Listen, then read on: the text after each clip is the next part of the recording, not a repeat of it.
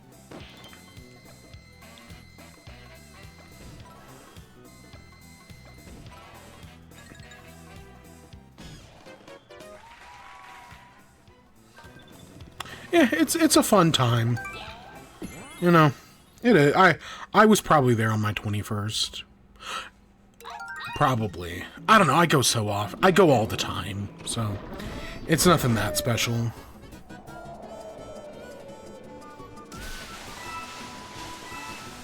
Alright, let's get into the news. So, like I said, we got 2 stories tonight. Our first one... Oh my god. Our first story is Taco Bell. So, every year, at least for the past, like, 3 years, Taco Bell does what they call Live Moss Live. And their Live Moss Live was this month. So, that's our first story. Our second story... It was also GDC this week. I, of course, did not go to GDC. You know, I'm not a game developer. But, you know, I read the GDC stories, and I mentioned last week that we were going to talk about GDC, specifically Project Helix, which is the new Xbox console, which they talked about at GDC. So we'll talk about that real quick. And that's kind of it. I mean, there were other stories that came out of GDC. You know, people got to play games. Oh my, there's one game. You know, recommended. Yeah, of course nobody's buying that Xbox. It's like $900. So my recommended reading for this week, which is not reading, but a video podcast. Kinda Funny did a video this week where they sat down. It was Blessing, Emron, Paris, and I don't remember who the 4th person was. I don't remember her name. But the 4 of them sat down and talked about GDC. And at that, Emron talked about a game called At Fate's End, which is the new game made by the developers of Spiritfarer. Oh my god. I have never, like, listening to Emron Khan talk about At Fate's End, I have never wanted to play a game like that bad in that instant. I already really like Spiritfarer, even if I've never beat it, because it's a fucking hard game to get through. It fucking hits you in the feels. Oh my gosh. But listening to him talk about At Fate's End, I am so interested. Oh my gosh. I was not a band kid. I was also not a theater kid. I have acted in plays before, but I was not a theater kid. That was more of just, you know, doing a favor. Oh god, have I? Let's just leave it like there. Yeah, I'm not gonna go any deeper into those stories. But yeah, no, I was not. I am tone deaf. You know, I lost my sense of rhythm when I fell asleep in a trombone factory.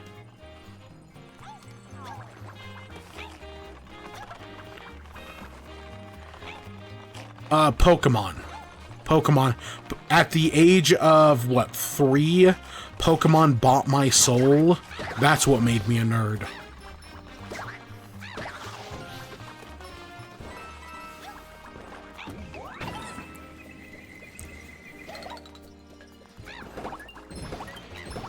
And I fucking hate it. I fucking hate Pokemon so much. I love it, but I fucking hate it. No greater gift and bigger burden than being a Pokemon fan. Fucking sucks. Don't start going all red pill on me.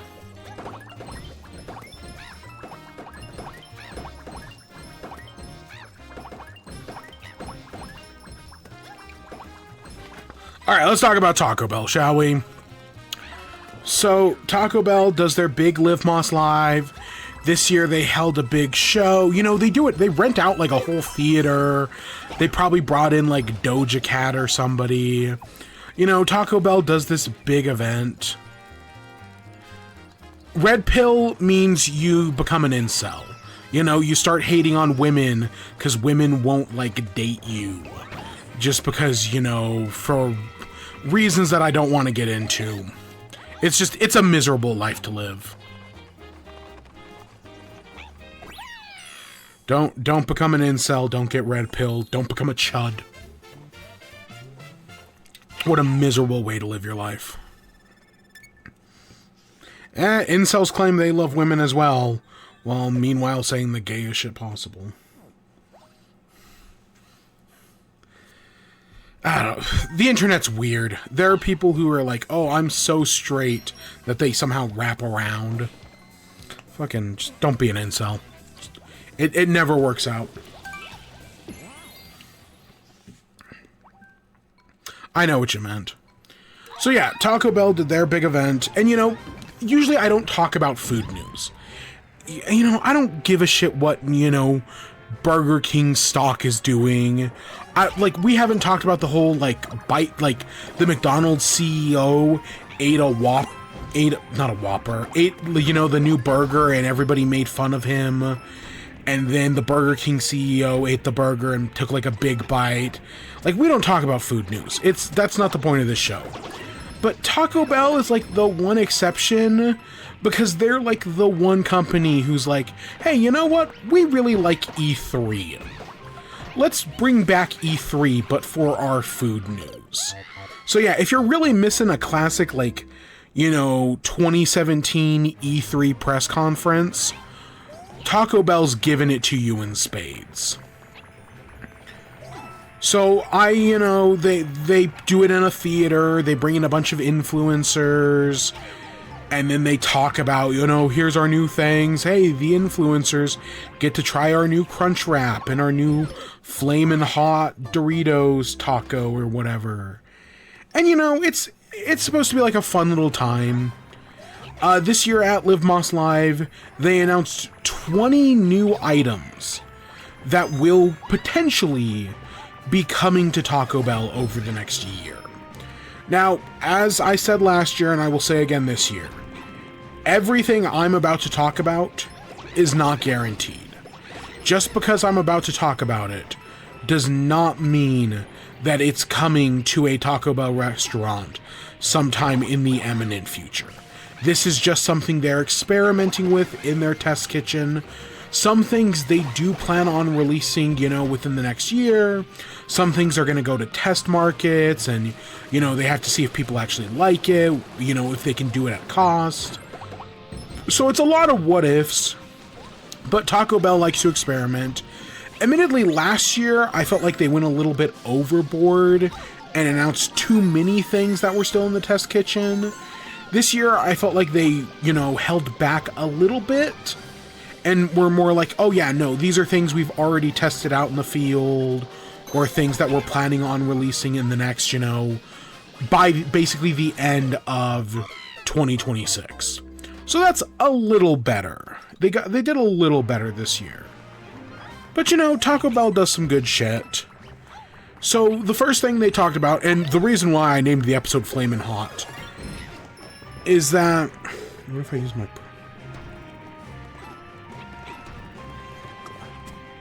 Oh, I legitimately only understand like half of what you just said.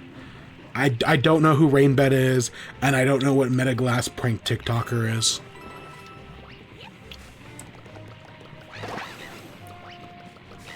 So, the big trend of this year's Live Moss Live for Taco Bell is Flamin' Hot. They're adding, like, Flaming Hot Cheeto seasoning to a bunch of different products. Which is it. The thing I found interesting is I always, you know, conflate Taco Bell with Doritos. You know, the Doritos Loco Taco was, like, such a smash hit that I always think, like, oh, you know, if they're gonna do, like, a Taco Bell, you know, Flamin' Hot thing, they do, like, a spicy Dorito flavor or something like that. But no, it's all about the Flamin' Hot Cheeto. I know it's all brand synergy at the end of the day. So like some 2 soft tacos with only meat, if available, and maybe cinnamon twists. I actually am going to talk about nacho fries here in a second, because nacho fries are now permanent, which, that's a good thing. And you no longer have to worry about if available. They're now a permanent item. But yeah, so Flamin' Hot was the big trend at Taco Bell Live Moss Live this year. The first thing they talked about was the Flamin' Hot Mini Taco Salad. So this is, you know, they launched the Mini Taco Salad late last year, early this year. Honestly, a pretty good menu item. As someone who doesn't really care for a taco salad... Nope. It's about time. Yeah, it did take a long time. But yeah, the mini taco salad is actually a pretty decent item. It's got a decent cost point. It's the little bowl with the little taco salad in it. It's way better than I thought it was going to be. And so now they're doing a Flamin' Hot version. The little taco shell bowl will have like Flamin' Hot dust on the rim. You know, like a margarita. Can I be honest? I feel like a lot of the rim shit is so overrated. Like, I see those, like, TikTok videos where they're, like, making milkshakes, and they put, like, Nutella on the rim, and then they roll it in, like, mini marshmallows or cereal or some shit. And that's, like, I think that's dumb. Like, it's just a way, especially when you're putting it on the outside. Yeah. But yeah, I think that whole thing is dumb. But, you know, at least on a margarita, I kinda get it. And so yeah, they're doing the Flamin' Hot. Have you never seen those TikTok? So it's like, they're making like a milkshake, but they have to like prep the glass. So they roll the rim of glass, they like cover it in like a smear of like Nutella or frosting or shit like that. And then they roll it in like cereal or chocolate chips or whatnot. And it just, like, it does nothing to add to the milkshake. It's purely stunt food, and I hate it. But it's what's popular. But yeah, they're doing that. The Flaming Hot taco salad. Nope, never seen TikTok, so I don't get anything good. Yeah. Right now, my timeline is filled with those stupid fucking AI videos of fucking Socrates, and I'm over it. I'm just fucking over it. But TikTok doesn't care. They don't care if I say not interested. They keep throwing them my way. 'Cause fucking Socrates again.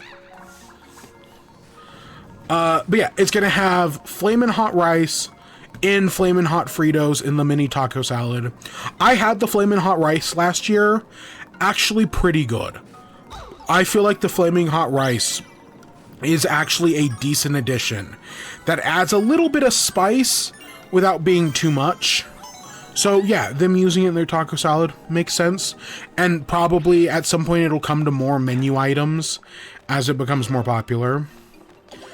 Next up, they announced that they'll be bringing back the chicken nuggets, which I like the Taco Bell nuggets. You know, I don't go out of my way to get them, but I've had them and they're pretty good. And so they'll be bringing back the normal ones, but they're also going to do a Diablo dusted ones, where they've got like a Diablo powder. You know, their Diablo sauce.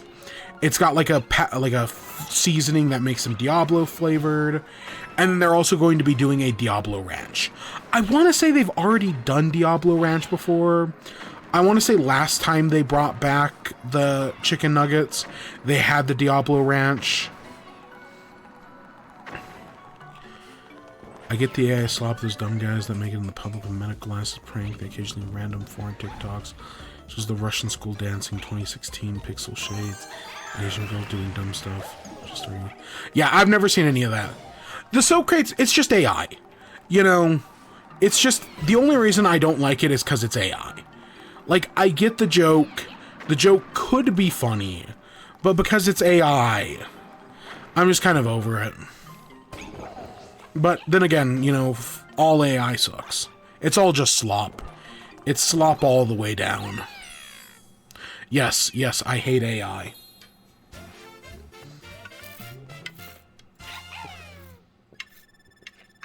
I hate it. I should say, I hate AI in art.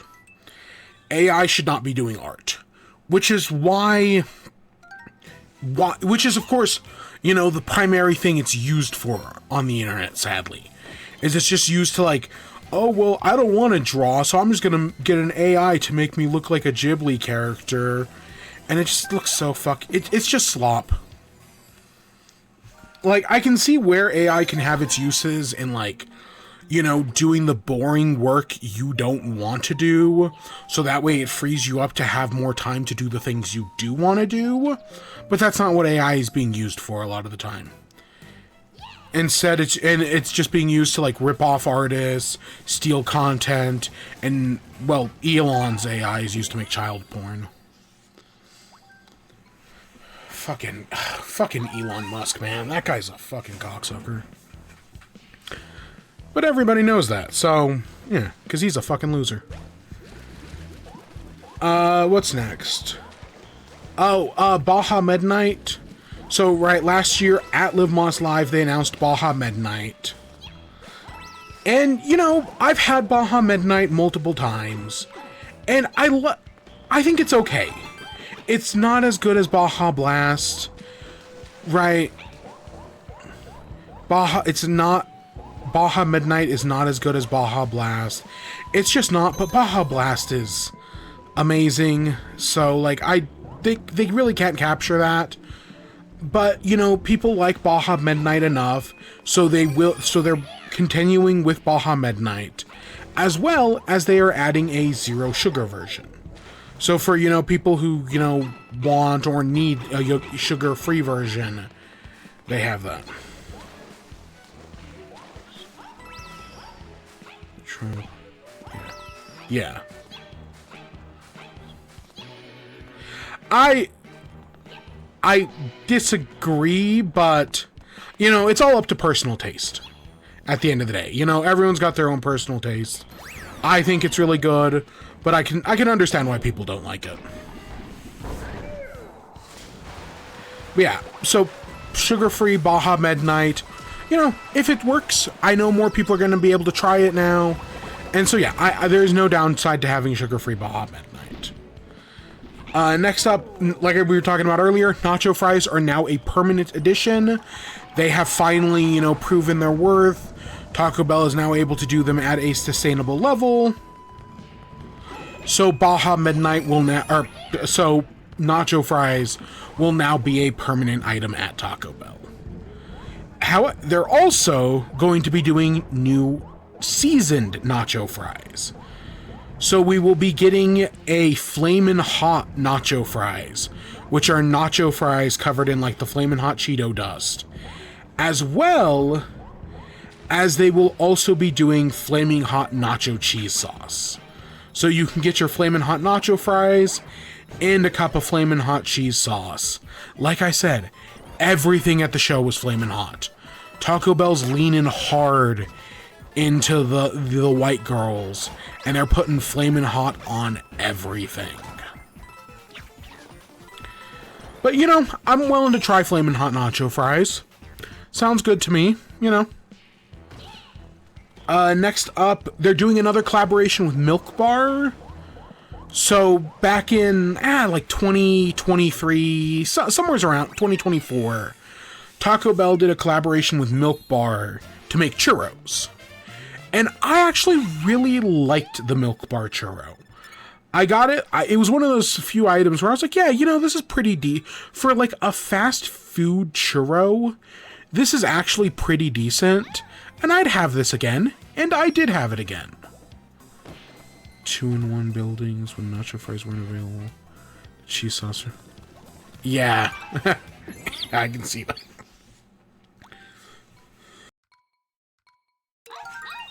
So yeah, Taco Bell's doing another collaboration with Milk Bar. And as part of that collaboration, they'll be doing a birthday cake empanada.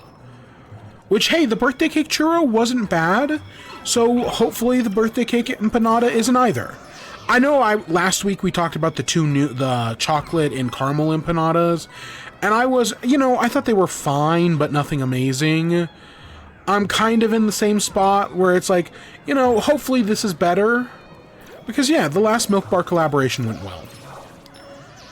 Next up, so they've been doing chalupa sliders. And I guess the chalupa sliders have been successful enough that they're going to be doing cheesy gordita sliders as well. So they're going to be doing beef or chicken, And it's going to have, it's basically going to be like the Chalupa sliders. It's going to have the Pico de Gallo and everything, but it's going to be a mini cheesy gordita crunch. So, you know, the Chalupa sliders are actually really good. Like, they're way better than I would think they would be. So, hopefully the gordita's the same thing. So, back on Baja Midnight. You know, Baja Midnight was the new Baja Blast flavor they introduced last year. But it was not the only thing they did with Baja Blast. Because last year, and we talked about it on this podcast, they made a Baja Blast pie. I'll go back and collect everything later. Because I do plan on 100%ing this, but I'll go back and do everything later. That's because I've missed so many green stars. And that drives me way more crazy. Watch, I'm going to intentionally ignore those ones. No, I was getting ready for this box. Because I remembered that was there.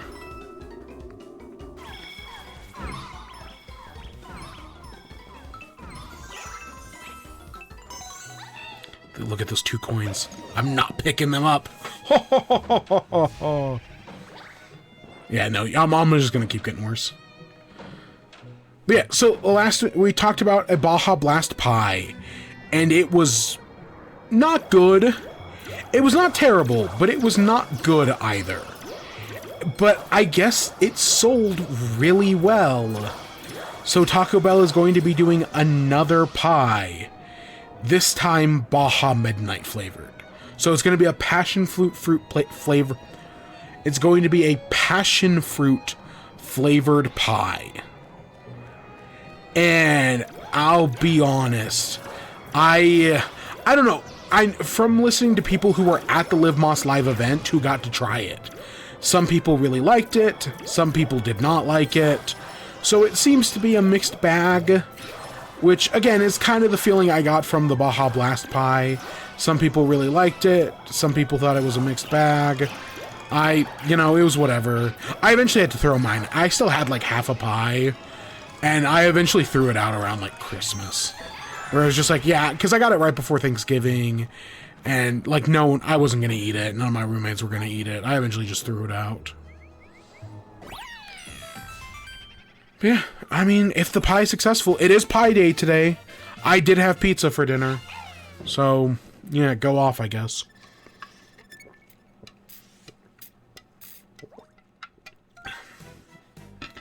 Next up, speaking of pizza, they're doing a Cantina Chicken Mexican pizza.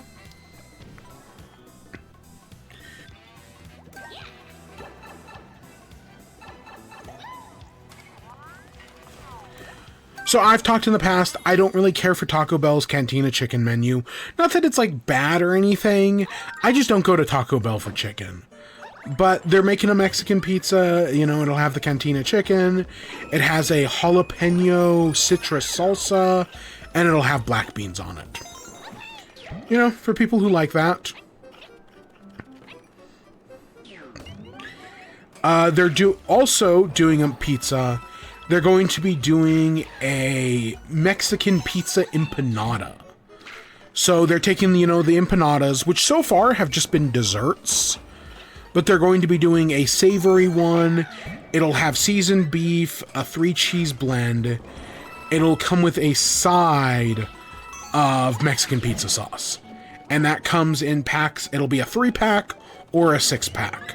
This looks like one that'll definitely be happening. You know, I want to say they've already tested this out at test markets. So this will be something that happens sooner or later. We're all Socrates throwing yams. Oh my gosh. They're going to be doing for dessert, they're going to be doing a creme brulee crunch wrap slider. So this is, you know, the creme brulee vanilla custard. It's going to have creme brulee sugar on top. So it's, you know, they're going to toast the sugar. Little sliders, you know, no bigger than like your palm. I don't know. From people at the event, they said these were really good. So these, you know, that does not, I like a decent creme brulee. I know this is a Taco Bell creme brulee, but I'm okay with, you know, a lesser product sometimes. So Taco Bell creme brulee might be decent. Or maybe it'll be shit. Who knows? Another thing is they're doing a strawberry and cream Mexican pizza bite. So these are they're little Mexican pizzas. They've got like a cheesecake cream and little like slices of strawberry. From people at the event who got to try them, I heard they were not that good. I heard that people who tried them did not think too highly of them, that these ones need a little bit more time in the oven. I think it might be a size thing, because like whereas like the Crunchwrap sliders were like, you know, they could fit in your palm, these ones are like the size of like a dollar coin. They are not that big.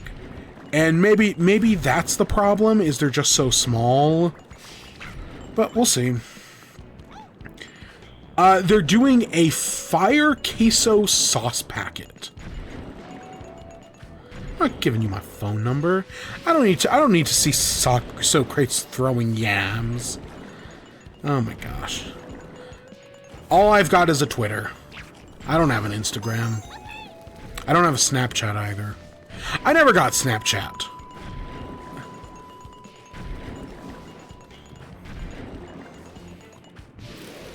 And then I have a TikTok, but yeah. Yeah, so this fire queso sauce packet. Twitter has DMs. Mine might be turned off, but yeah, Twitter has DMs. So, fire queso sauce packet is not a fire queso, like, it's not like, you know, traditional Taco Bell sauce packet. It is an edible sauce packet. So they basically made like a little like empanada shell and filled it with a spicy queso sauce. And you're supposed to bite open the sauce packet, you know, like it's a fucking sopapilla. And then you pour the spicy queso onto your like taco or whatever. It's one of those very weird things, but I also totally see Taco Bell doing it.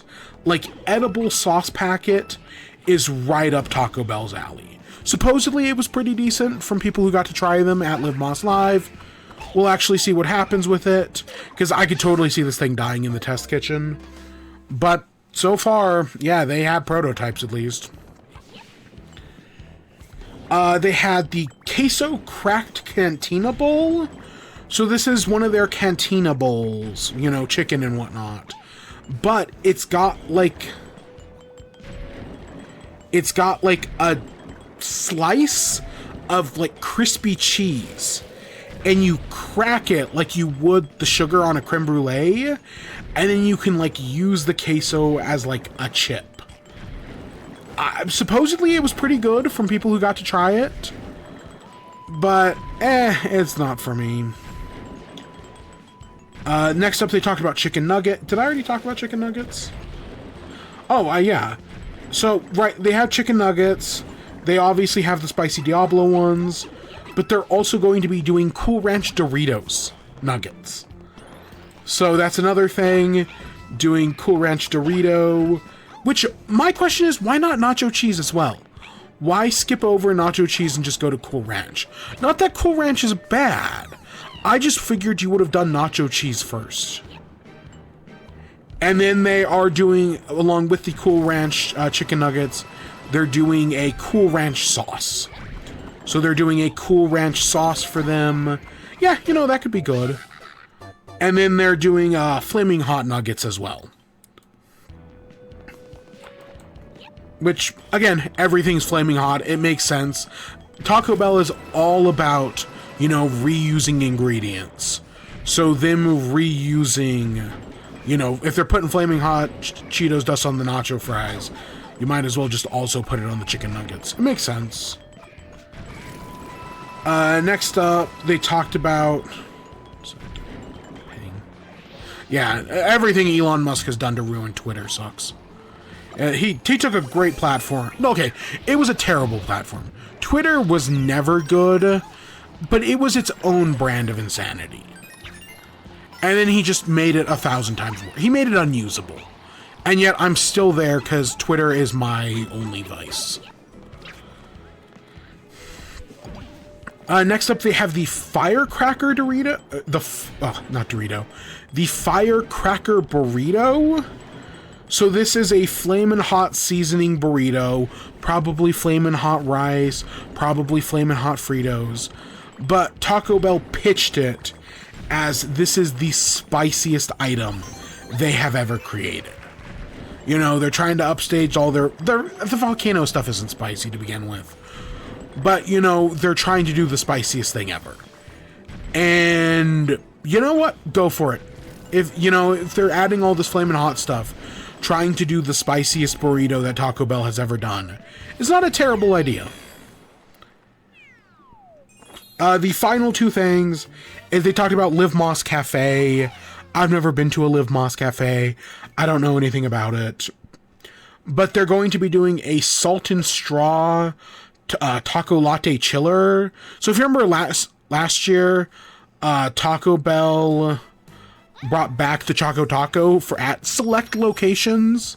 Well, they're going to be turning the Choco Taco into a drink, which honestly sounds like a great idea. How about Reddit? I'm sure I do have a Reddit. I just don't use it. Or at least, I don't check my account for anything. But yeah, the idea of like a Choco Taco drink sounds amazing, but it's only at probably the Taco Bell cafes. Reddit is just cringe. They're cringe, they're annoying, they're a little pretentious. But Reddit's... Again, Twitter's worse. The only place worse than like Twitter is like 4chan or 8chan and places like that.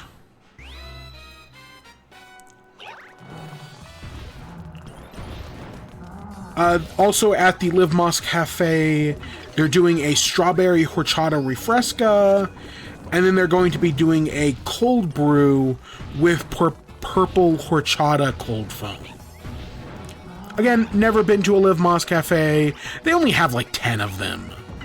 But I thought Taco Bell had canceled the Live Moss Cafe, and they were going to be like, bringing their drinks into their normal menus.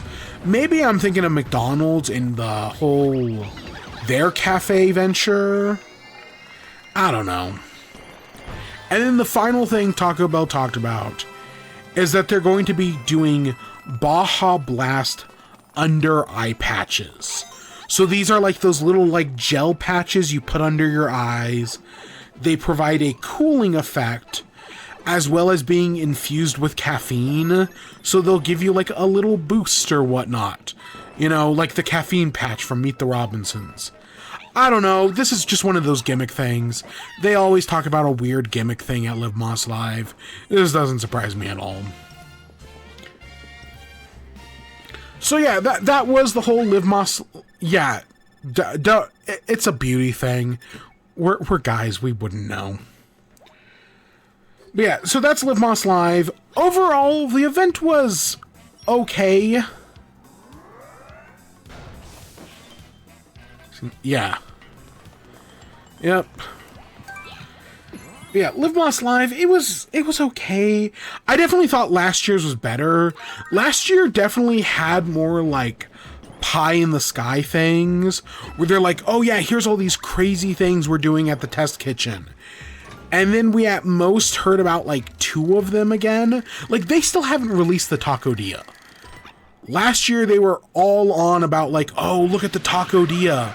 Oh, the Taco Dia is going to be like the biggest thing ever. And it's our new favorite thing. And then we heard like none of it. Like we really didn't. And same thing with the queso crunch taco. Like they were talking about it last year and it's like, oh yeah, we're so excited for this. We haven't heard about it since. So I feel like they definitely did learn their lesson this year, as to be a little bit more restrained, focus more on stuff that's coming in the near future, and hopefully that pays off. Yeah, it was okay. It was an okay Live Moss Live.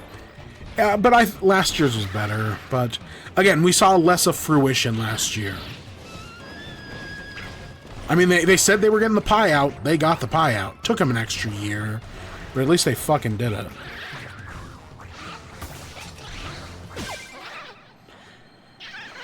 So yeah, that's Live Moss Live. Our next story is Project Helix. Oop, I accidentally hit the mic. So if you didn't hear last week, Project Helix is the next generation Xbox console.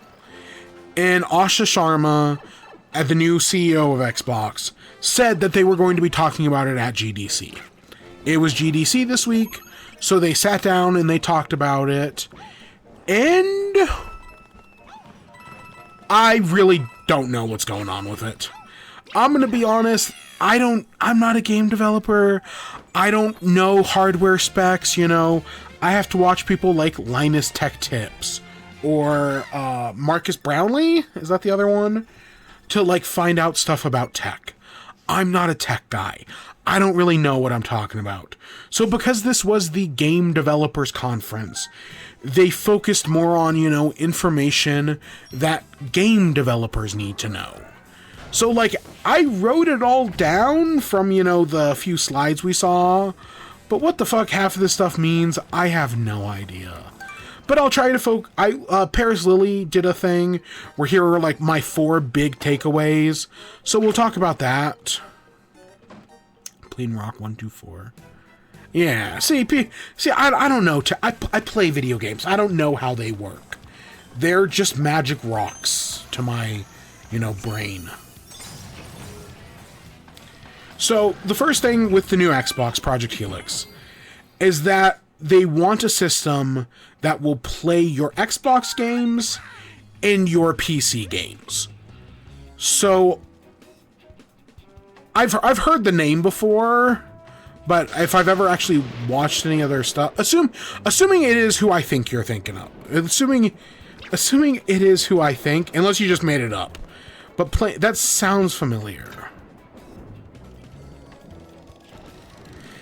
Is that Smash? Who the fuck am I thinking of then? There's somebody I'm getting confused with. I don't know who the fuck I'm thinking of.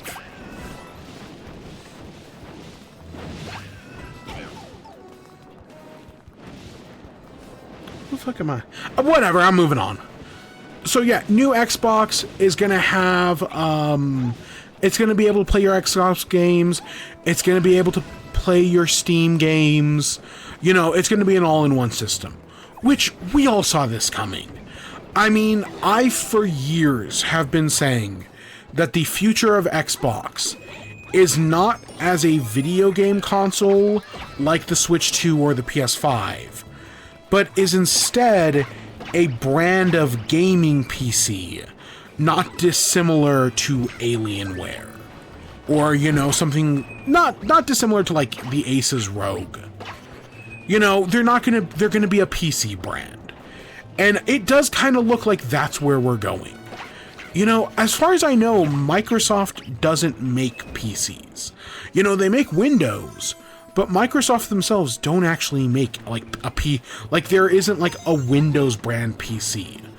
Xbox might just be the Windows brand PC. And that's just kind of what I think's gonna happen. And so, based on this, you know, them bringing together Xbox console gaming and PC gaming, it just seems like the logical next step. This new Xbox is going to be powered by a custom AMD SoC.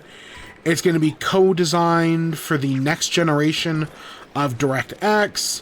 It's going to have next-gen ray tracing performance and capabilities. And it's going to be GPU-directed work graphic execution. What the fuck does that mean? I have no idea. I recognize DirectX. I recognize ray tracing. You know, it's going to be better. It's going to have an AMD FSR Next. It's going to be built for next generation neural rendering, next generation ML upscaling, new ML multi-frame generation, next gen ray regeneration for RT and path tracing. What the fuck any of that means, you got me. And then it's going to have deeper texture compression, neural texture compressions with direct storage to Z STD. So it's going to be better. Though, these are all the technical specs that people need to know when working on the console. But to us, the average consumer, hey, number go up. That's a good thing, I guess. The more important thing, though... No, it literally has ZSTD written on the thing. At least I'm like 90% sure that's what the slide said.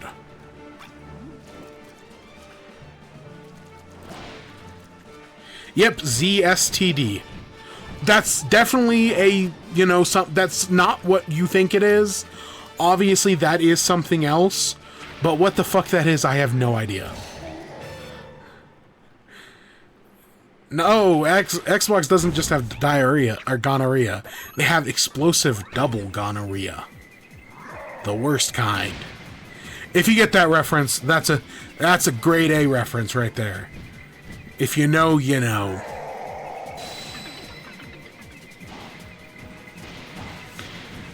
But okay, the important thing for us, the gaming public, is that alpha versions of the Project Helix dev kits will be in the hands of developers next year.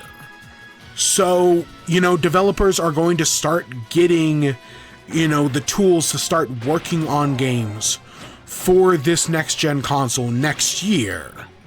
Which means that we will probably, us, the public, have it released in maybe the next 2 years? So we're talking like 2028? That seems very likely. Gen 10, Pombon. Duh. Gekwa's okay, but I'm Pombon all the way. At the moment.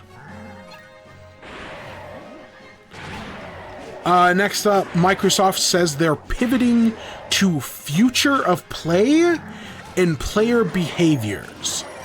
So the main guy, Ronald, who was leading the panel, I guess, said that in the future, the days of people defining themselves as console gamers, PC gamers, mobile gamers, they don't really exist anymore.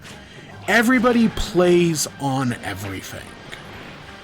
And yeah, he's basically saying that he's thinking that in the future, alright, when thinking about developer tools, you want to play across multiple platforms, where the players are.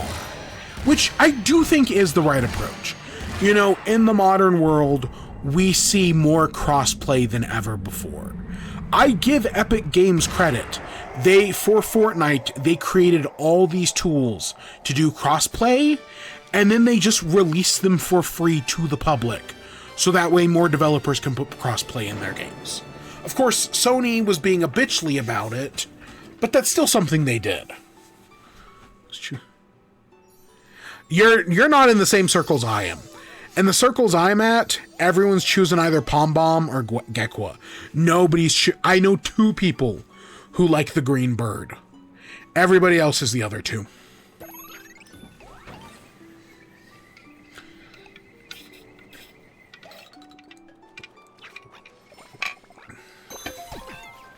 So, on top of all this messaging from Xbox, the one thing they took away is the "This is an Xbox" campaign. So if you remember last year, Xbox launched a campaign that was like, hey, this is an Xbox. Your PC is an Xbox. Your Roku is an Xbox. Your Samsung TV is an Xbox, because they're all able to play Xbox games, through like cloud streaming and whatnot. Everyone's able to play Xbox. And we found out last week when, Phil Spencer stepped down, that the "This is an Xbox" campaign was actually very unpopular with inside Xbox. That people didn't really like the change in branding. And so, yeah, quietly over the week, Xbox has deleted all references to the "This is an Xbox" campaign. You know, they took down the website. They removed a bunch of, like, social media posts. I think the only thing they left up is, like, the original, like, video they put on YouTube. Other than that, basically everything is gone. Which, again, is a little weird considering that they're just talking about this new console that is, you know, going to play both Xbox and PC games, that, you know, the future of play, players no longer define themselves by console, PC, or mobile. Like, it's interesting that, again, that statement and the this is an Xbox statement are two very different statements. But they're more similar than they are different. At least how I think about it. I can see somebody disagreeing with that. So it's just a little weird. So like I was saying, Paris Lily was at the conference, you know, and they talked about it on Kinda Funny, and they had their 4 big takeaways. Their first one is just that Project Helix will be a console experience. That based on, you know, seeing the showcase, they're still like, yes, Xbox is still making consoles. They're not completely becoming gaming PCs yet. Their second takeaway is the importance of unified Xbox and PC development, and how that will be a big thing in the future. Their third takeaway is that your current Xbox library will carry you forward. So, you know, presumably this new thing will be backwards compatible. And finally, your games and progression will follow you across devices. So, like, let's say you start playing, you know, the new Indiana Jones game on Xbox, and you go to play it on Switch, your progress will just carry over. And if you go to play it on PS5, because you're a crazy person who bought the game 3 times, your progress will carry over. That makes sense. I think cross-progression is a great thing. I love that, like, games like Hades has cross-progression, and I really hate that Balatro doesn't. Like, the fact that the new version of Balatro for Switch 2 does not carry over your save from Switch 1 is fucking crazy. I don't know why Local Funk did that. That's something I want to hear about that in a Reddit Q&A. Why the fuck did they do that? But yeah, honestly, those are 4 okay takeaways. Like, you know, some people will say Xbox is doomed. That, you know, especially after the news that happened, you know, a few weeks ago with Phil Spencer stepping down, with Asha Sharma taking over. I know a lot of people are like, oh, Xbox is fucking doomed. This is the end of Xbox. From people, you know, from people who saw the GDC showcase, no, things are not all doom and gloom. They could be, you know, this could be the latest in a long line of fuck-ups. But you know, things could also be worse. And yeah, that's our 2 pieces of gaming news. So here we are in 3D World's post-game. So there are multiple post-game worlds. My goal is just to do the first one today. I don't think we'll be going much longer than that. And then we will soon unlock Rosalina. The moment we unlock Rosalina, I'm switching over, and we're just playing as her for the rest of the game. Well, okay, with a few exceptions for, like, stamps. You know, we got a Mario movie coming out in, like, 3 weeks. We gotta get that cross-brand synergy. So, of course, we're gonna play as Rosalina. Plus, she's the best character in the game. Like, her spin power is OP.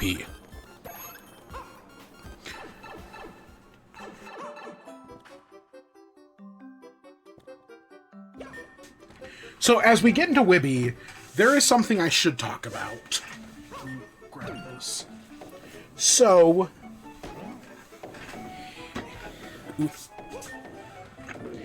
it was Mario Day a few days ago. And if you have not been keeping up with the news, Nintendo released a special little product for Mario Day.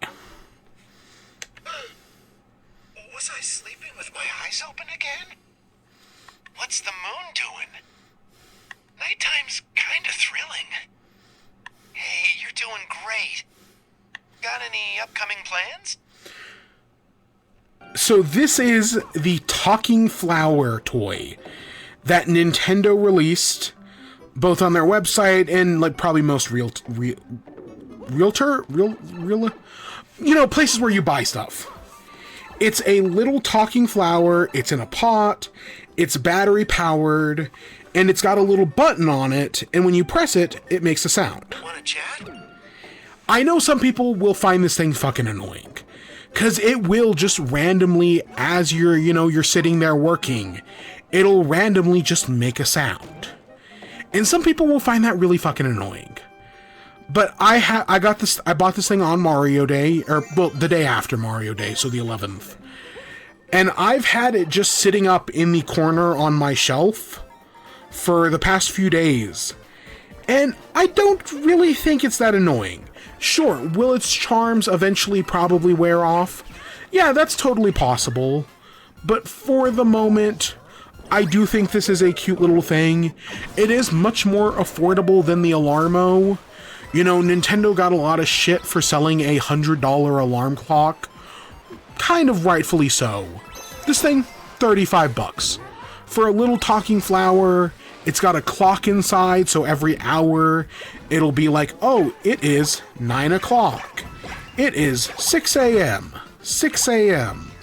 You know, it does the time, and it'll just say little random things throughout. It says like 2 things an hour, sometimes more. Usually it feels like less. Quiet days can be nice too. It's just a cute little thing. A cute little talking flower. Nothing special. It's a little piece of plastic, and you can screw off the bottom, and it's got like a little display where you can set the time. Allegedly, it has like a weather sensor or something like that in there. It does not connect to the internet. You can adjust the loudness. So I can make it quieter. I can make it louder. And yeah, I think this is just a cute little thing that Nintendo was like, oh, wouldn't this be fun to sell? My biggest surprise is just that Nintendo doesn't actually have a name for the talking flower. Like, every Nintendo enemy has a little stupid name. Like, these little mice we're running by are called Skip Squeaks. You know, Biddy Bubs, Plessy. Every Mario enemy has a little name. Except for this talking flower. It's just called talking flower. I don't know why these things aren't called, like, you know, not Flowies, but stuff like that. You know, why don't these things have little names? It's just very un-Nintendo, just for it to be called Talking Flower Toy. But it is cute. So far, I do find it charming. If I have one issue with it, so, allegedly it has over 200 different things that it can say. But so far, I have already heard some repeats. In like the 2 days I've had it, I have heard it repeat things. It was right, because right now you set like a sleep timer and a wake timer.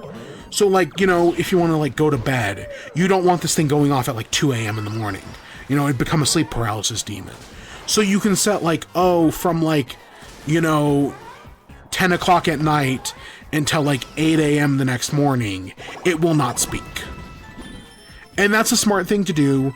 But even like while I was just pressing it, I heard things I've never heard it say before because I'm pressing it at night. You know, when it's already supposed to be like asleep. Wanna chat? Like, I would probably have heard that before. But like that thing it just said about the moon, I'd never heard that before.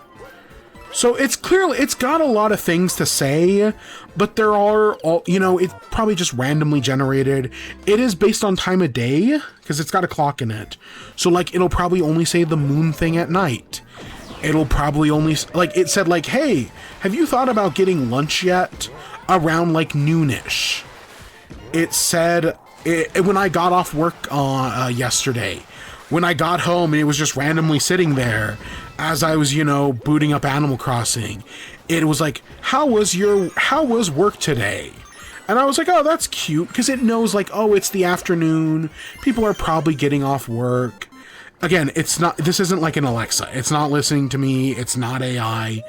It did, however, ask me about, like, do you have any homework to do? So, like, clearly it's made for, like, everybody, you know, anybody could get anything from it. But I think it's a cute little thing. It's a cute little talking flower. Right now, again, it's just going to sit on my shelf next to my Lego Game Boy and my Lego Batman and some of my amiibos. But, you know, if it gets annoying in the future, I'll turn it off. I don't know if it'll ever actually, like, hear it on stream. Probably not, because, you know, of how late I do this. But you never know. But, you know, it's just a cute little thing. So I did want to talk about that first and foremost. Focus. Let's take a breath together. Yeah, this level, man. I will say one. Okay, so in the trailer for it, it does the time wrong, and the first thing I ever heard from it was it getting the time wrong. I set it up, and then, you know, it chimes on the hour. So on the hour, it was like, it is 8 o'clock, or 8 p.m. Oh, wait, no, I'm wrong. It's actually 7 p.m. The first thing I ever heard from it was it getting the time wrong. It hasn't done that since, but I have seen it. The one thing I did not, and I've seen people on Twitter talk about this, is that sometimes when it announces the time, it'll take a breath and then be like, oh, it is 6 p.m. 6 p.m. But it takes like a deep inhale before, so it'll be like, it is 6 p.m. 6 p.m. And it's just like really surprising. Like, if you're not expecting it, that like deep inhale is like some horror movie shit. But yeah, this is just, you know, dumb little Nintendo product for Mario Day. I find it charming enough. Go off, Nintendo. Better than the alarm clock. As someone, okay, I say that as someone who uses the alarm clock still over a year later. Alright, let's talk about some food stuff. So, for food, I tried Panda Express. So Panda Express is doing a collaboration with Bulldog. Bulldog, if you don't know, makes spicy ramen. Admittedly, they're not my ramen brand. I don't like spicy food. So I usually just get the... Oh god, what is it? Let me just look up cup ramen. I'm sure that'll find it. I don't do cup noodle. I do Maruchan. It's Maruchan instant lunch cup noodles. That's what I do. I don't really get Bulldog. But I know Bulldog is popular. And so Panda Express did a collaboration with a sweet and sour chicken. So it's sweet and sour chicken. And it comes with like a little packet of Bulldog sauce. So, you know, you rip open the packet and you like put it on the chicken. And so when I had the chicken on its own is fine. It's got a little spice to it, but not that much. The Bulldog sauce, though, on the other hand, when I first tried it, I was like, you know, that's not that spicy. And, like, it's definitely got a kick to it, but I didn't think it was that spicy. The thing about this Dynamite sweet and sour chicken and this Bulldog hot sauce is that it lingers. It just, like, it starts off not so bad, and then the longer you have it, like, not even in your mouth, like, you swallow, and it just kind of sticks with you. And it just keeps going up. Like, the first bite is not bad, but after, like, 30 seconds, oh my god. And then, you know, it's Panda Express, so you get, like, some fried rice. And, yeah, you know, the rice is basic, so it's supposed to, like, cool you off a little bit. The rice does fucking nothing. Literally, it's the type of spice where nothing makes it better. It just, like, everything you have just makes it spicier. Oh my god, it fucking destroyed me. At first, I was like, oh, you know, this isn't bad. Again, I may not like spicy stuff, but I can do a little bit. And at first, I was like, oh, yeah, this isn't bad at all. But, like, 2 or 3 bites in, it was just like, oh, my God. Oh, my God, I can't fucking... Everything is spicy. The water tastes spicy. It fucking sucked. Do I think it was bad? No. Was it great? Also, no. Like, I think it was just okay. But oh my, it was worse than I expected. And I've had, like, I remember one time Panda Express did like an extra hot orange chicken. Panda Express's orange chicken, not spicy, by the way. They say it's spicy, it's not spicy. But they did like an extra spicy one time. It was not really that spicy. Like, yeah, no, this actually has some kick. I could never go on hot ones. Hot ones would literally kill me. But yeah, so this was, it just lingered. That was the thing. If it was like, okay, this is bad in the moment, and then you're over it, it'd be like, whatever. But it just fucking stuck around. So yeah, would I recommend it? I don't know. Maybe if you like Bulldog, maybe it works. But I'll stick to my cup ramen instant lunch. Thank you very much. I have not had a cup ramen in so long. Probably like a year or two. Kinda miss it. I should get a cup ramen. It actually sounds very good. I don't know, I'll think about it.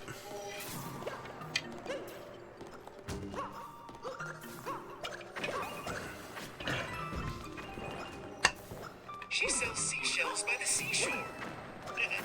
I'm good.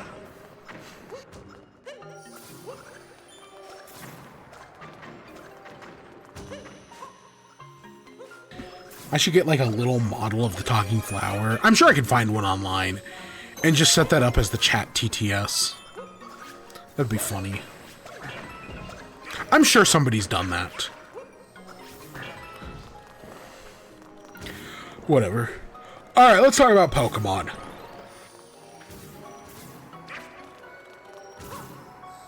So, I did not play Pokopia. I know last week I said like I was going to play, but it was just so busy at work. I did not get around to it. I was sick this week, and you may think, well, oh, you were sick. That means, you know, you laid around and... Because I did take a day off. You know, he's like, oh, you laid around in bed, you know, you took a sick day, and you just played Pokemon. No, I slept for like 19 hours. It was... Oh my god, I was so fucking out of it. But no, I did not get around to Pokopia. I'll be honest. Does anyone else have this? It's... I'm gonna call it new paralysis. It's this idea that, like, you know, when presented with something new, you don't want to deal with it because it's new. And you'd much rather play something safe. Something that, you know, you've played before. I feel like I've been struggling with that in video games recently. Where it's like, oh yeah, well, you know, I bought Expedition 33. I'm really excited to play Expedition 33. And then I just don't play it. Because I'd rather go back and play something safe, like 3D World. A game I have 100%ed multiple times. There's Rosalina, our, you know, the safe character. And yeah, I feel like I don't really have it in movies as much. I mean, I'm sure I have. But with video games recently, it's just been a thing where it's like, I don't want to play anything new. I just want to play my Marios and my Pokemon. You know, like, I'm really missing shiny raids in Pokemon Scarlet, or shiny outbreaks in Scarlet and Violet. Man, I would kill for just like a safe shiny outbreak right now. But nope. I mean, I could make one myself, but where's the fun in that? I mean, there's plenty of fun to be had, but regardless. And that's been Pokopia. That's been a lot of games. Again, Expedition 33 was a big one.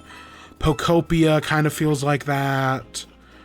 What's the other example? There's a third example. I'm sure I can't think of it off the top of my head. But yeah, I don't want to play anything new. I'd rather just play something, you know, I've played before. Something safe, something simple. And that's really becoming a problem, because I want to play Pokopia. It's, you know, one of the highest reviewed games of the year. It's a game I've been asking for years. I know I'll love it.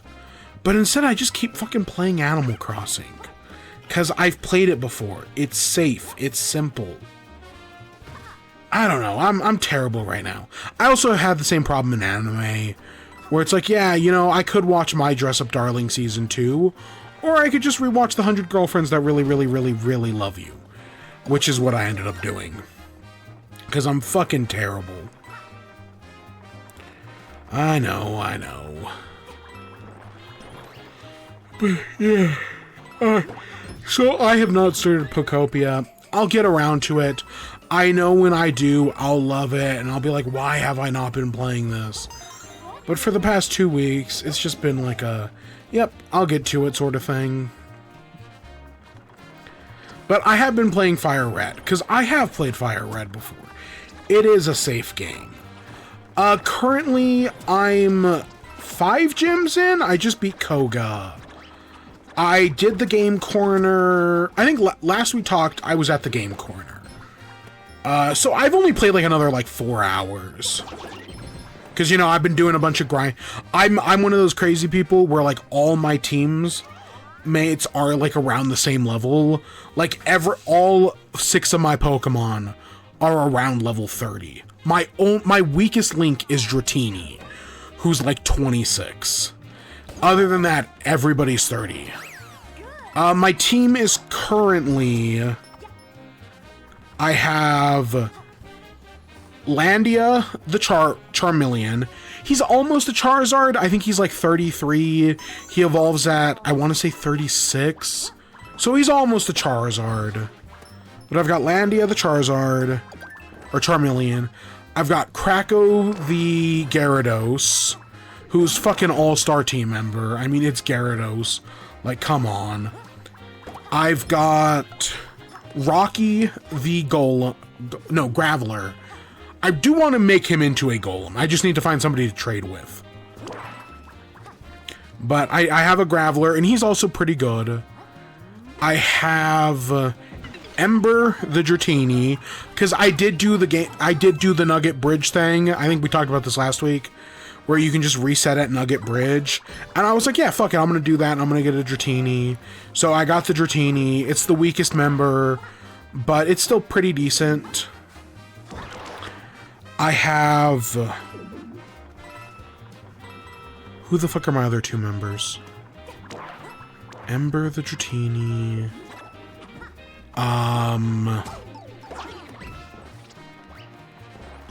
Oh, Ivy, the Gloom. It's still a Gloom. And then, Shane the Pikachu. My goal, I have a Leaf Stone for Ivy, but I want them to at least level up a little, at least learn, I think it's Moonlight. They learn Moonlight at like 34. And then after that, I can evolve them into Vileplume. And then they'll still learn Petal Dance at like 44. So I've got that one taken care of. And for Pikachu, I think I have to get them to like 41, in which they'll learn Thunder, and then I can evolve them into Raichu. So both of those guys are like 10 levels off. And yeah, that's the team at the moment. You know, I've got a Farfetch'd, who I taught Fly and Cut, or who I'm going to teach Fly and Cut. I taught Gyarados Surf.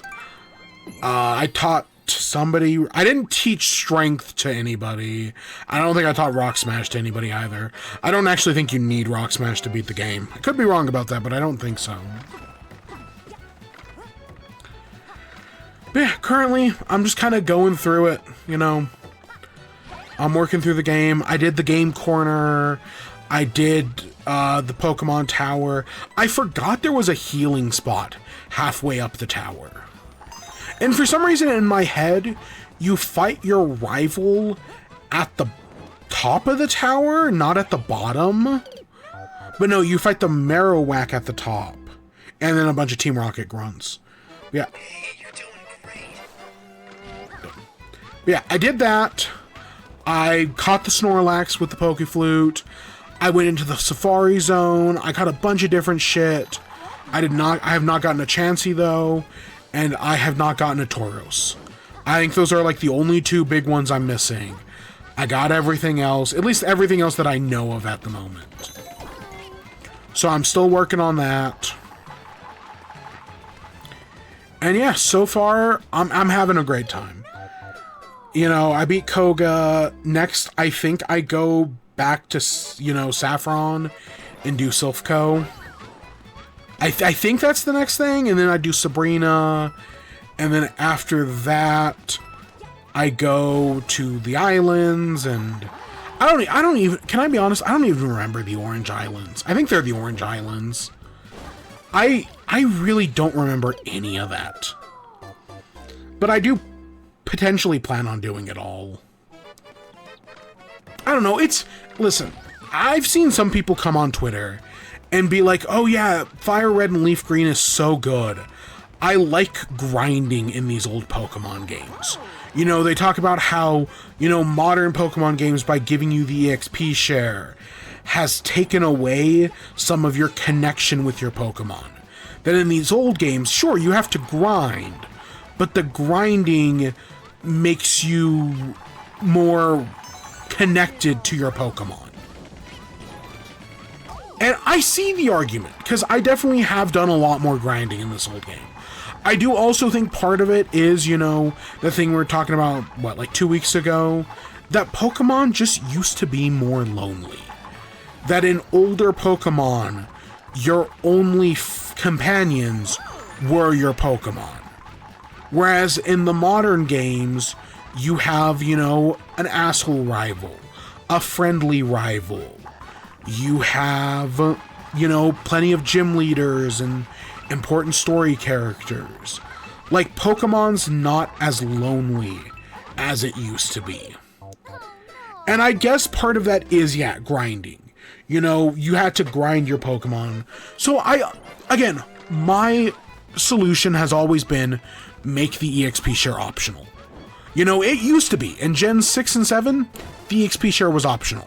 It was only in Sword and Shield did they make it a permanent thing. And don't do like a Temtem thing. Like, some of the most condescending bullshit was Temtem added an EXP share, but then we're like, oh, this is baby mode. Only babies will use the EXP share. Go fucking suck a dick, Temtem developers. No wonder nobody talks about or likes your game. 'Cause you're a bunch of fucking cunts. Don't send death threats to the developers. Just because I don't like them doesn't mean you should send them death threats. But, what was I saying? Yeah, no, I understand why people like the game without the EXP share. Just make it optional. I've heard, allegedly, that X and Y are actually really good, like, difficulty-wise, if you turn off the EXP share. That if, you know, you have to do it yourself, you know, it takes a little bit of self-control. I know Pokemon fans both don't have a lot of that and actually have a bunch of that.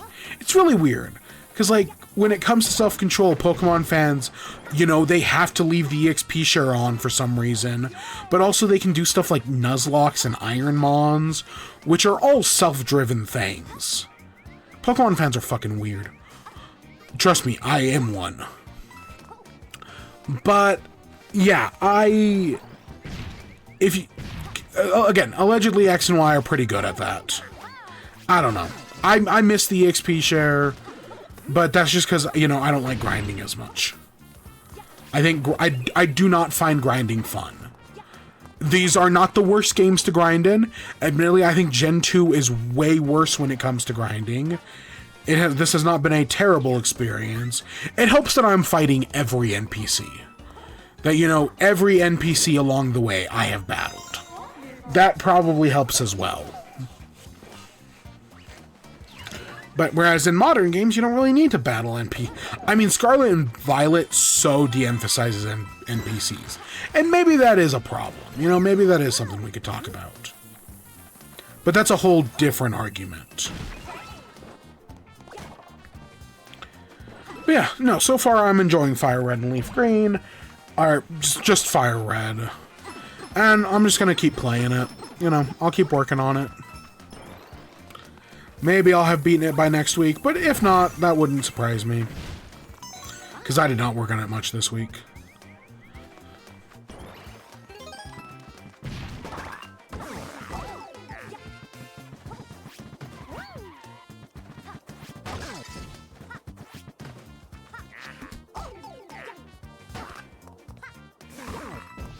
So the next thing is, last week we talked about Artemis.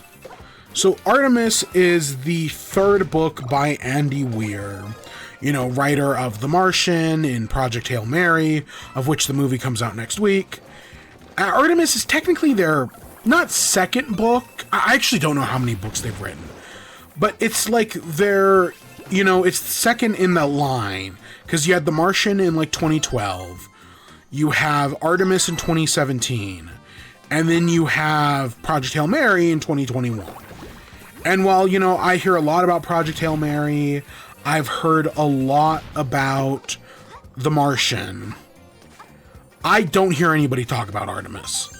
Artemis is, you know, the middle child, the forgotten redheaded sibling that nobody really talks about. But, you know, I picked it up anyways. Last week, I was like 2 hours into the audiobook, and I was so tired when I was reading it that some of it was going in one ear, most of it was coming out the other. So I did just straight up restart it. I didn't restart from the beginning. I skipped like the first 30 minutes and just went from there. And I did finish it. That is the one thing I made progress on, is I did finish Artemis. It's like 8 hours. It's the shortest of the 3 books. And overall, it was fine. I understand why it is the forgotten middle child of Andy Weir's books. Why, you know, the other 2 had movies within a few years, and this one nobody's even talked about adapting. It is not bad, I would say. I would not say it is a bad book. I did look up to see, you know, some people's complaints. I guess one of the big ones is that a lot of people just don't like Jazz, that she's not a very likable protagonist. I would say she definitely is a protagonist who, you know, does do some bad things, and she gets away with murder more than once. I would never call her a Mary Sue. I'm sure there are some people who, you know, I know for a fact there are people in the book space that, you know, see a female main character who, and, you know, just call her a Mary Sue. I would not. She gets away with murder a lot. I will give you that. But she's not a Mary Sue. She fucks up all the time. So the plot of this book is that they're on the city of Artemis, which is on the moon. It's mostly a tourist spot. You know, people come to, you know, go on moon tours, to see the original lunar lander, to, you know, experience 1/6 gravity. And yeah, it's this big fun tourist spot, but in order to keep the spot running, you have a population of about 2,000 people who live in Artemis, and Jazz is a smuggler. You know, her father was a welder, and she ended up, you know, she has a very she's got daddy issues.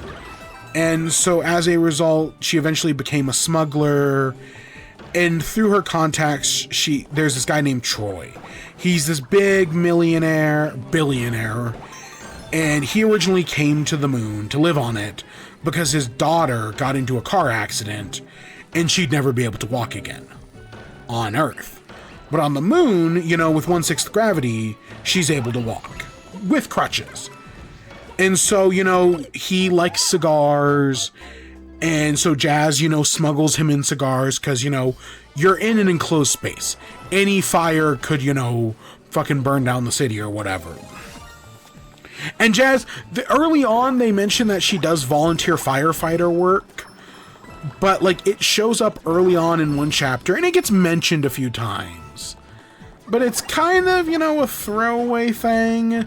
I get why it's there based on stuff that happens later in the book, but it's just kind of a weird out of nowhere thing. And so this guy, who, again, I think it was Troy. Troy sounds right. He hires Jazz. Last time, when I first read it, last week, I thought it was like a heist to, like, steal oxygen. It is still it's not a heist, it's a heist book. You know, it's not a heist movie, it's a heist book. Yes, it does have a heist in it, but it's not like, what I thought was going to be like the opening heist was not really an opening heist. It's more corporate sabotage.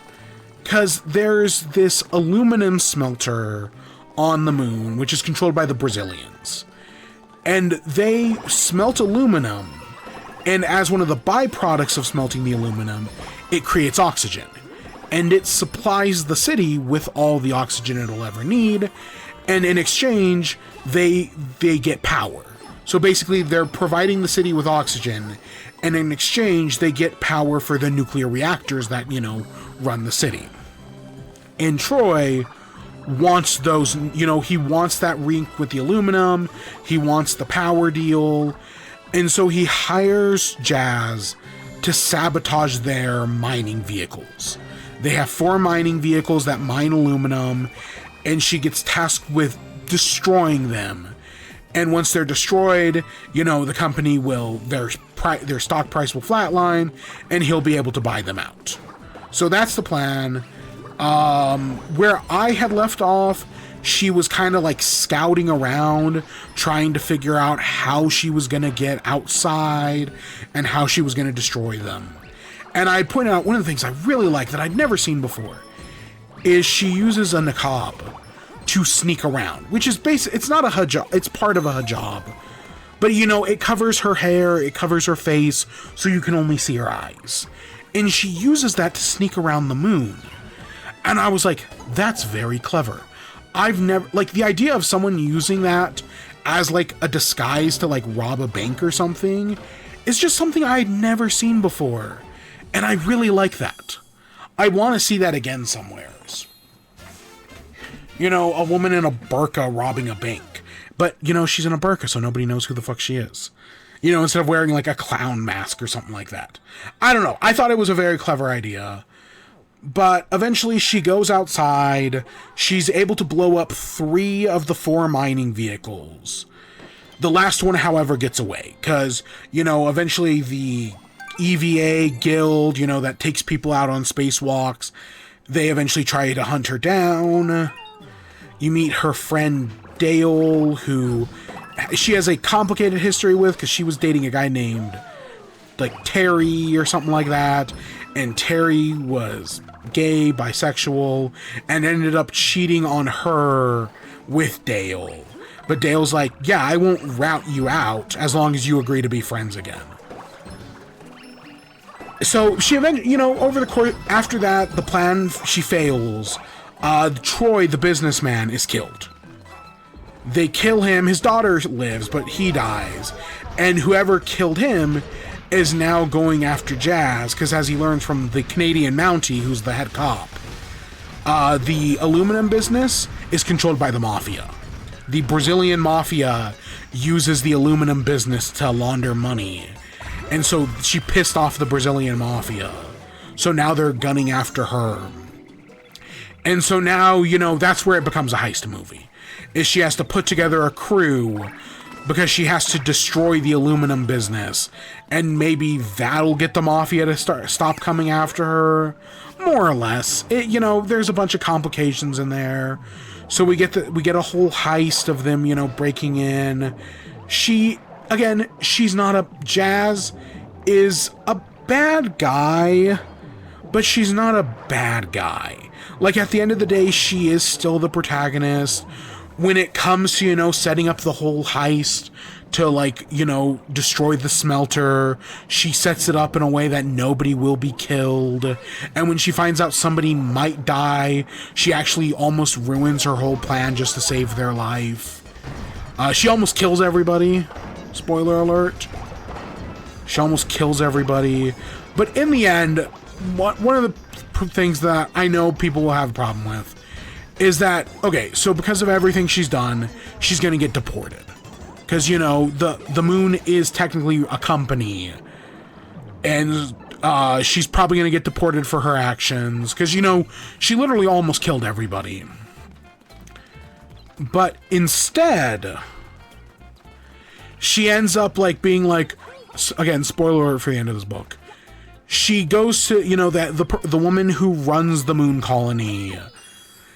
She goes to her and is like, yeah, you could kick me out and deport me back to Saudi Arabia.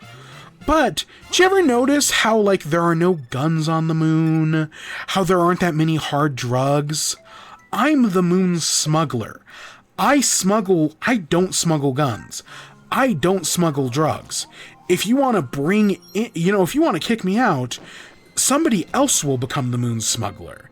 And that other person may not be as, scrupulous as I am. They might smuggle drugs. They might smuggle firearms. So basically she does quid pro quo that, like, yeah, you could make me out, but because of my actions, we just created, potentially, I want to say they say like 8,000 new jobs, because we find out, the whole reason Troy, the rich guy, wants the aluminum contract. There's actually a whole other thing. Jazz has there's this whole cable thing, and there's the scientist who gives Jazz a condom, and the sex stuff is unnecessary. There is never a sex scene, but yeah, the scientist, I thought their chemistry was okay. I could see them dating. It's just, it feels a little different than the rest of the book. Again, it didn't, like, ruin it or anything. It just was different. But, I could see them as the Ukrainian guy whose name I don't remember. I could see it. But yeah, eventually, yeah, she basically makes a quid pro quo deal that she'll remain on the moon as the moon's official smuggler. And in exchange, they won't deport her, and she won't bring in, like, drugs and guns. She does, however, she makes like $1 million off of the deal to sabotage the carts. She gets paid $1 million to sabotage the miners. She gives half the money to her dad, which was nice, but then the other half of the money, she's forced to donate. So, like, yeah, she may not be deported, but she still does face a consequence. But at the end of the day, they're bringing 8,000 new people to the moon. That's just more people for her to sell stuff to smuggle. And she also knows why the aluminum business is going to blow up in the future. And so as a result, like, one of her last lines is like, oh, well, we got to invest in this company because their stock's about to go through the roof. So, like, yeah, she faces consequences, but she doesn't really face consequences. I see why people call her unlikable. I didn't think she's that, like, this isn't like a Great Gatsby thing where there are no heroes, where everybody's kind of an asshole. Like, this isn't like that, but I get the complaint. I thought it was fine. I could see myself rereading, I've read The Martian twice now. I could see myself reading The Martian a third time. I would not be surprised if in like 2 weeks I am rereading Project Hail Mary again. That after seeing the movie, I'm like, oh, I gotta reread that stuff from the book. But unless this gets turned into like a movie or a TV show, which I could see this working as, like a 6-episode miniseries, I could see this working as a 6-episode miniseries. Yeah, maybe not a movie, but, we'll see. But yeah, I don't think I'll check this one out again.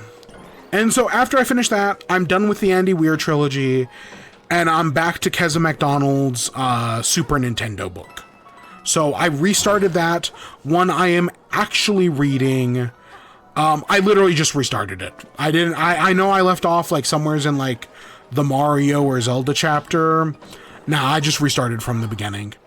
And currently I'm back in like the Mario. I'm back in the Mario chapter. So I've put, maybe like an hour just sitting and reading it. But I'm going to keep working on it. So maybe I'll have more to say next week. So the last thing I got to talk about is the 100 Girlfriends That Really, Really, Really Love You. If you've never heard of it, this is an anime.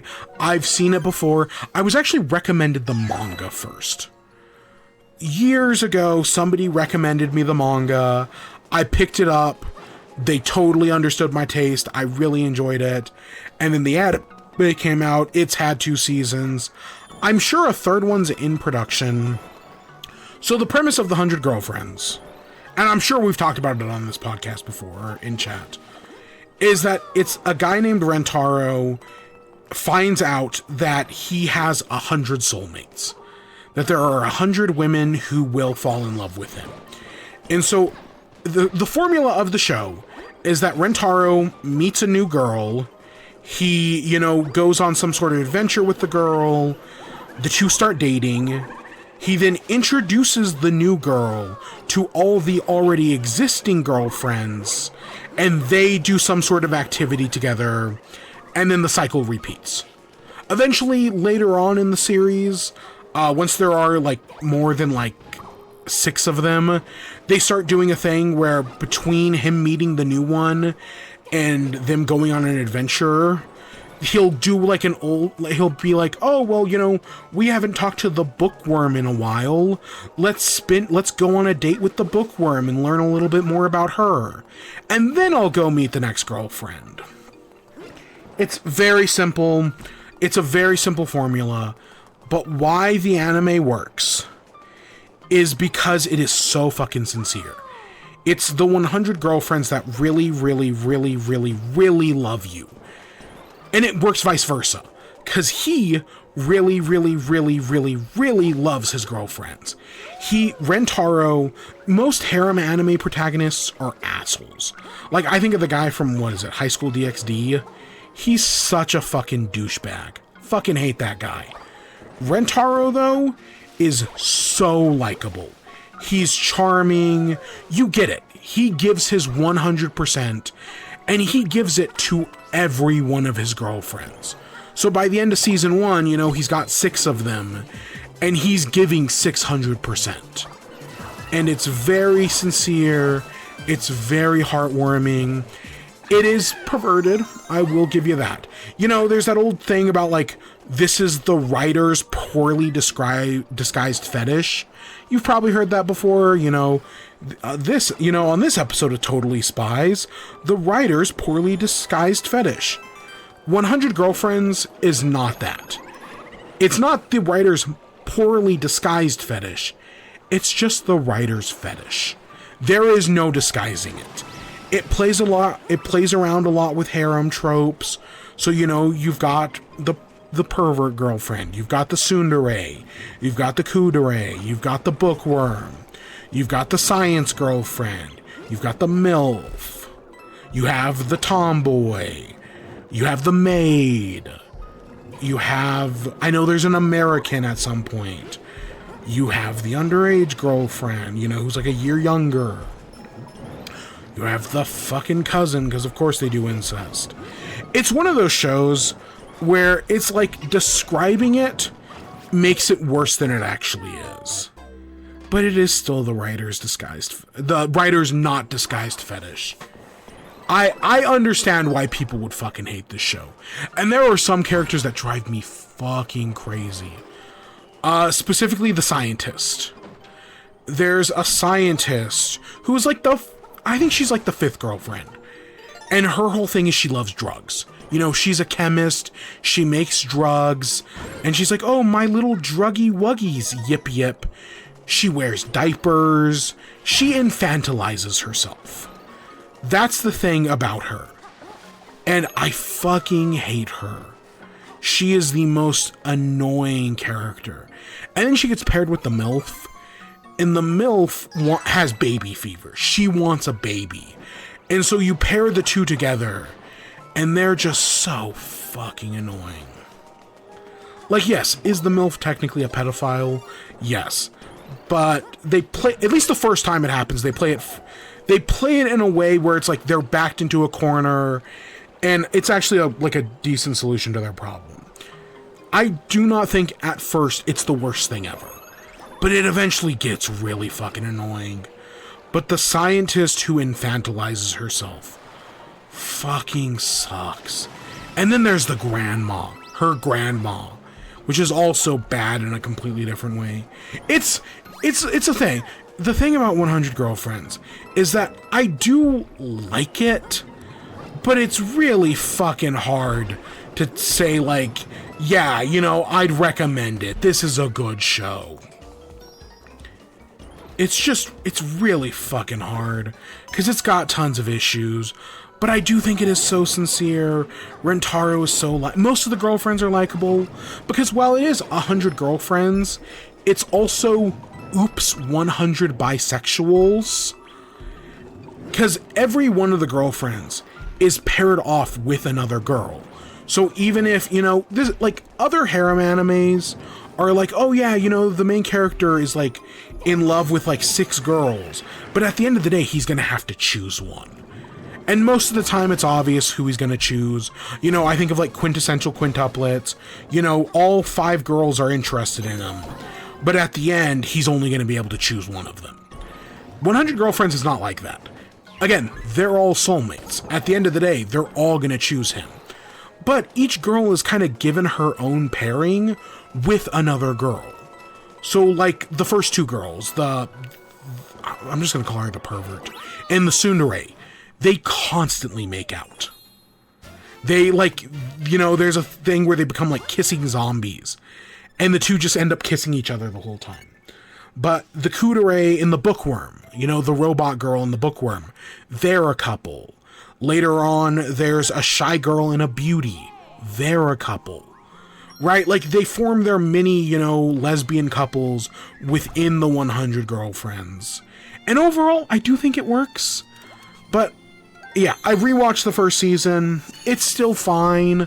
Again, it's nothing I could ever recommend, because it's fucking weird. But I'd be lying if I said I didn't enjoy it.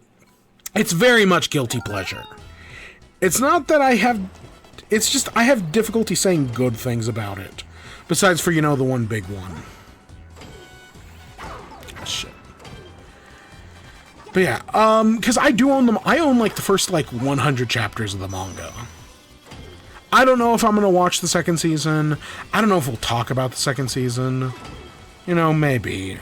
But I know at some point I do have to do my Dress Up Darling. But I was just in the mood. It was the vibes, man. The vibes made me, you know, I was thinking about it last week. And the vibes were just right. You know, it was a quick watch. I skipped over, like, 2 episodes. 2 or 3. I skipped the Kissy Zombie one. I skipped the first episode. You know, I did it real quick in and out. Alright, anything miscellaneous? I haven't watched any TV, haven't watched any movies.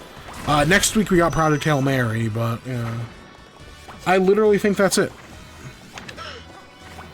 Was I sleeping with my eyes open again? No, I legitimately think that's it. I'm sure I'll have, you know, I'm sure there's something I'm forgetting. I'll be honest, since getting this Talking Flower, I have really wanted to play Mario Wonder again. I don't know why, but it's just, I guess the marketing worked. You know, at the end of the day, this is an advertisement for Mario Wonder. But the Mario Wonder Switch 2 edition doesn't come out until, like, the 27th. So I've still got a few days.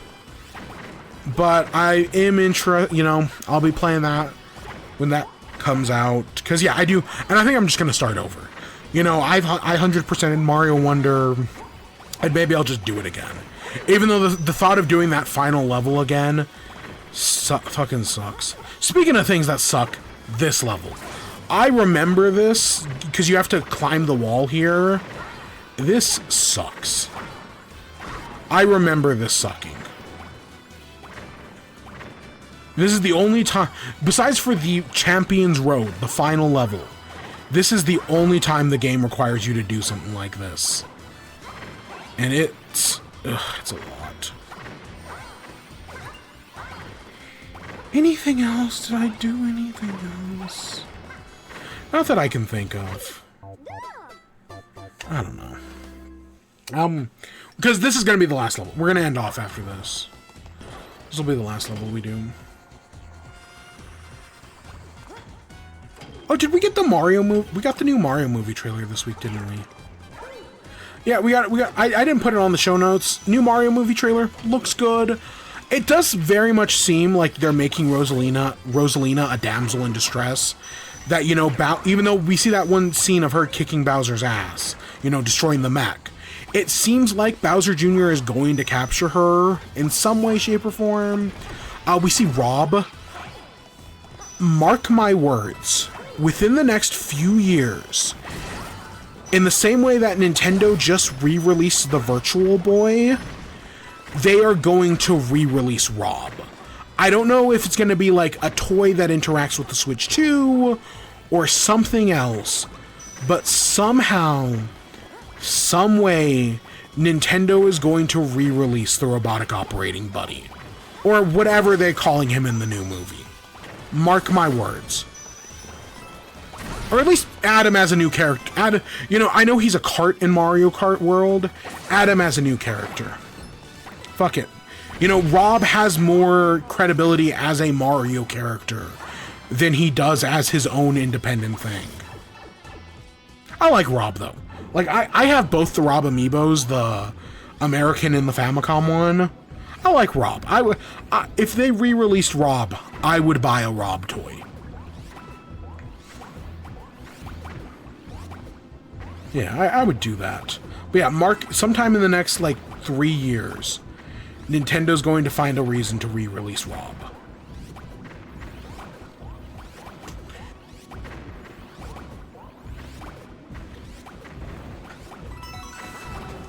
But yeah, no, everything from the Mario movie looks good. I really gotta play Mario 2. Or, you know, the American Mario Bros. 2. Because I've never beaten that game. I have never beaten, you know, USA Mario Bros. 2. It's just, I've never really been a fan. It's just, it's not that it's too different. It's just, I don't know, I've never beaten it. You know, I played the original, I played Mario Bros. 3, but I never played 2. I should beat 2. Because, you know, it's got a lot of references in the new Mario movie. I should.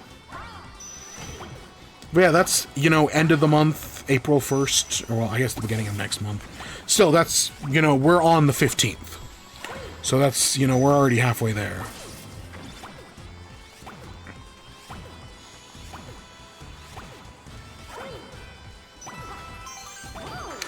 Fuck. Anything else? Anything else? I'm sure there's something I'm forgetting. I can't think of anything else.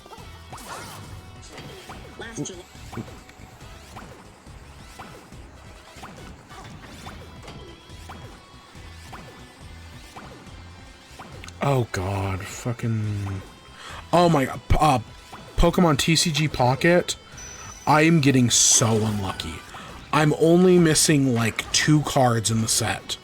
And I just cannot pull them. And it's like, I'm missing... One of them's like a basic, like, 1-star. It's like Grimmsnarl, like the dog. And then I'm missing like a silver card or 2. And I just cannot pull it. And I'm just so unlucky right now. Animal Crossing, I thought I was going to have a large spike this week. And at the last second, it turned into a small spike. So I still made some good money on turnips actually today. But yeah. Yeah, right now I redid my... So, you know, I redid the mountains. I redid the rivers. So I brought one of my rivers up to my new mountains. I extended the river that goes by the shop. And then I turned one of the rivers into like... I cut it off from the source and made it into like a pond. But I redid all my rivers, and now it's one day at a time I'm slowly building bridges. Because you gotta build 3 bridges... Or at least I'm going to build 3 bridges. So I'm just working on that. I'm working on a new vegetable garden, working on a flower garden. Oh, we have to probably go way back.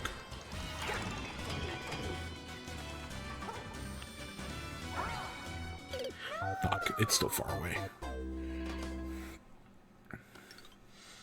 So yeah, I'm still working on Animal Crossing. It's a safe game. You know, I've done it all before. I don't know how much more I'm gonna actually put into it, but I'm still working on it. I'm still doing the Happy Home Paradise.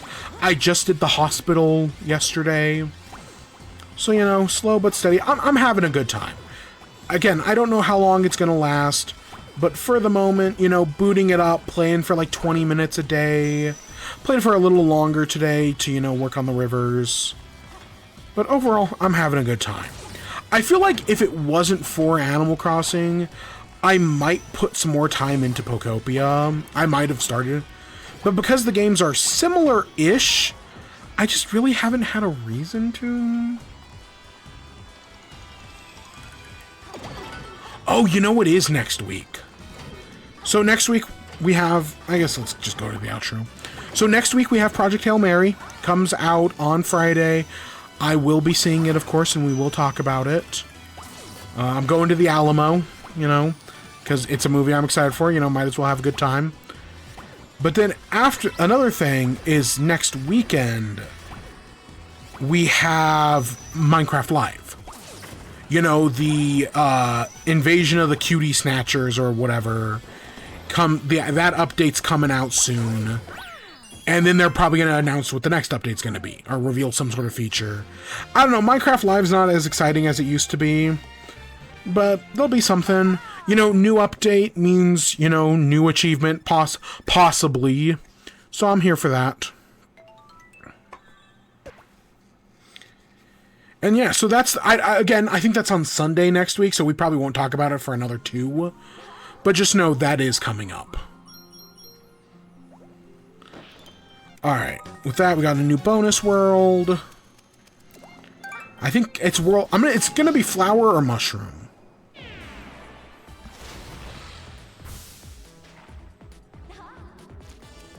Yeah, we'll deal... Mushroom. We'll deal with it next time. Because, yeah, this is the world that repeats previous worlds. So, you know, we go back and we do old levels, but in, like, new ways, like they've been remixed. Not a terrible idea. But yeah, we're making good progress on 3D World. If I had to, you know, we have the rest of the post-game, and then we just got to go back and go get everything. So that'll take a little bit. That'll take a little bit of time. Because we've been okay with it. I don't think going back and getting everything is going to be as bad as it seems. But yeah, we'll do all that. So we'll be back next week. Project Hail Mary will be the big thing. I'm very excited. I'm sure there'll be other stuff to talk about then. But with that, this is where I'm going to end off for today. Any last thing, Talking Flower? What's the moon doing? Fair question. Alright, with that, I hope you all enjoyed. Stay tuned for more. Till next time, peace.